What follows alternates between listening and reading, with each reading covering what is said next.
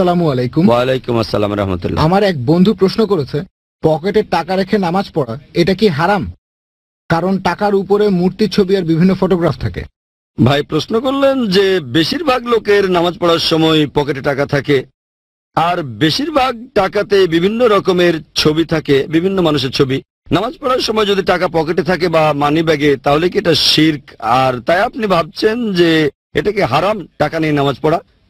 কোন মূর্তির সামনে সেজদা করা হারাম। যদি টাকাটা রাখেন আপনার মাথার সামনে, তারপর সেজদা করেন, হারাম। টাকাটা বুকের কাছে রেখে নামাজ পড়লে এটা হারাম। কিন্তু যদি রাখেন পকেটে, রাখছেন পেছনের পকেটে, তবে শুধু নিয়তটাই সব নয়। আপনি টাকাটা রাখলেন মাথার সামনে আর বললেন আমার নিয়ত কিন্তু পূজা করা না, তাহলে সেটাও কিন্তু হারাম। বলছেন মূর্তিকে সেজদা করা আমার নিয়ত না, তারপরে সেজদা করছেন, সেটা হারাম।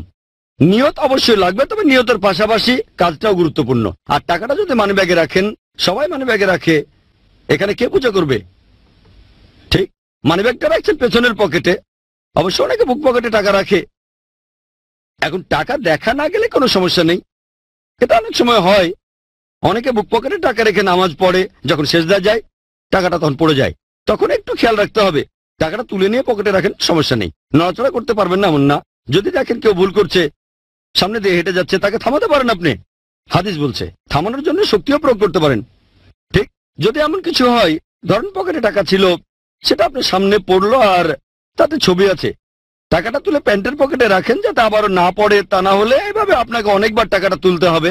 এই ব্যাপারে খেয়াল রাখতে হবে। এটা বাদে টাকাটা যদি পকেটে থাকে তাহলে কোনোভাবে শিরক না।